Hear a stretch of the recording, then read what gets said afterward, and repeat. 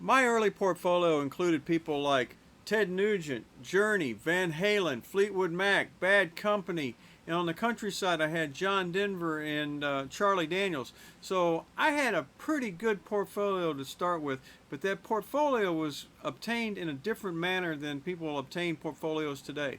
And today we have a video that's suggested by one of our viewers on what would I do if I had to start all over again from scratch, and that's what we're going to cover right now.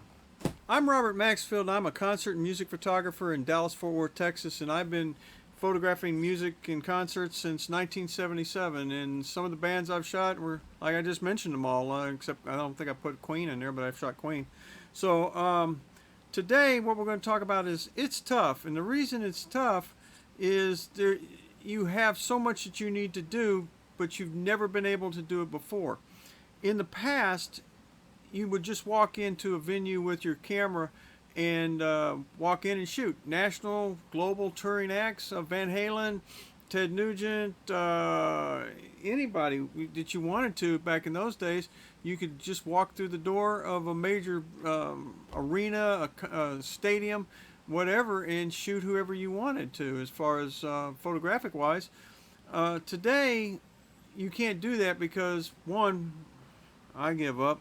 Who the heck are these people that are national touring artists? The only one I hear a lot about is Taylor Swift, and okay, I'm not shooting Taylor Swift anytime soon. So, but even for local bands and things like that, there's a way to do it. Things that you have today that you never had before, and we're going to cover that right now.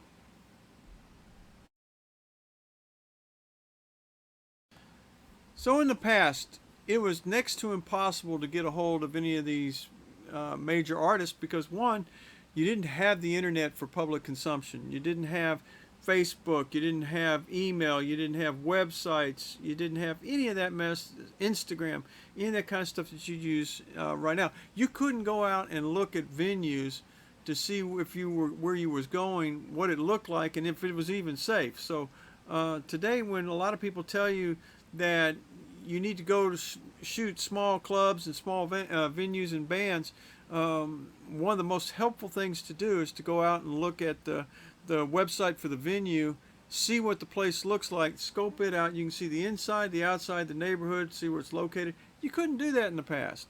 All the concerts you had like that before were in places you really, really wouldn't want to go. Now, or the concerts that you did have were in extremely large urban areas and arenas, and that was the way that worked. So today you can go out, you can see, like the other day we shot one at the Rustic over in East Dallas. Never been there before. I had no idea what it looked like. So I pulled up the venue on the website. I found out it had food. I looked at the menus. I looked at the stage. I could see their list of artists that they were going to have play. I could determine all kinds of things about this, and it let me know right off the bat what kind of equipment and what kind of protection I needed to carry with me when we went to this new venue. Couldn't do that in the past. It was a big deal.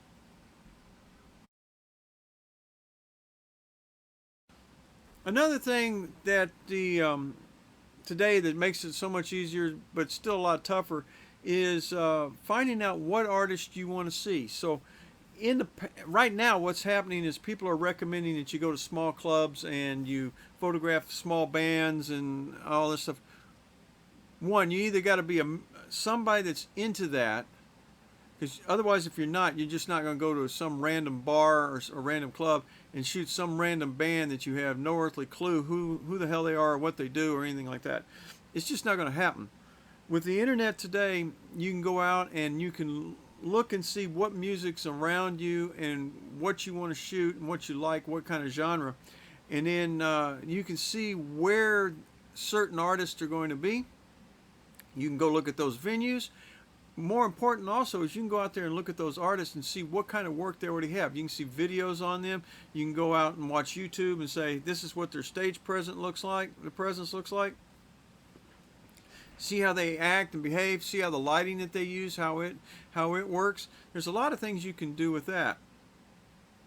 So it gives you a real good idea uh, before you start if you're going to want to shoot the artist or not, and let you know what's already been done. And in some cases, you have a good prime um, opportunity, because some of the stuff that's been out there that's been shot for them is absolutely garbage.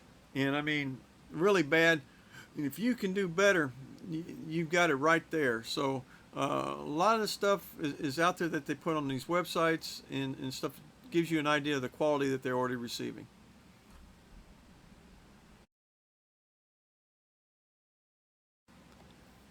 One of the other things that's real good today is you used to could not get a hold of anybody, a national touring band.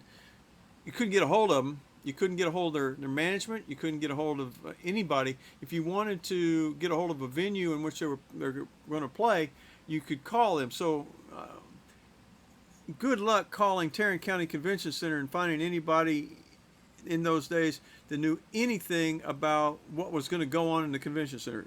Just wasn't going to happen. So and then they couldn't tell you anything about the artist at all. So a lot of that is changed for the better, and it's quite an improvement. So use those tools to help you out.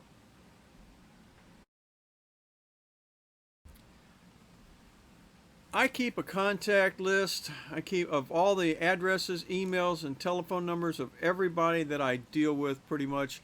So if I need to go to a certain venue and shoot somebody, I go out and I pull them up in my contact list. I look to see, one, see if I've been there before. Two, who I deal with when I go there. And I make notes to tell me what kind of experience and what has happened there in the past. So I am able to look at what I need to see.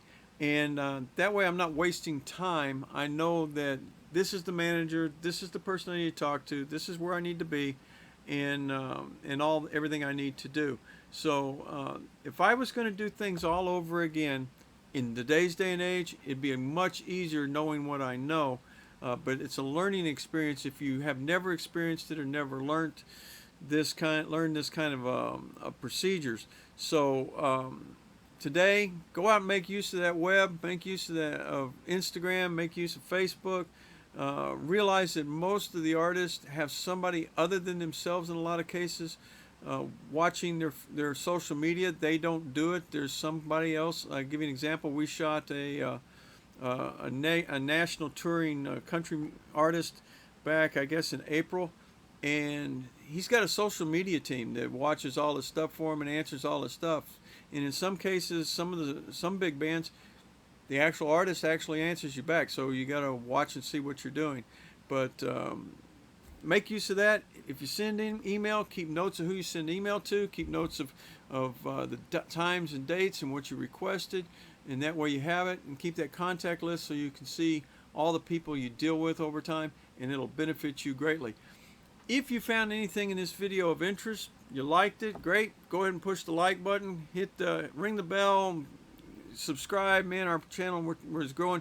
We try to bring you things that nobody else will bring you in the world of concert and music photography, topics and information you can't get anywhere else. If you have any comments, concerns, confusion, suggestions, just like this video was suggested by one of our viewers, man, send that to us. If we can do it and help you out, we'll do it. But we're going to make some more videos, and we're going to try to get one out either by next Thursday or maybe Monday, first of next week. Be on the lookout for it. And hey, we appreciate it. Thanks a lot. See you later. Bye-bye.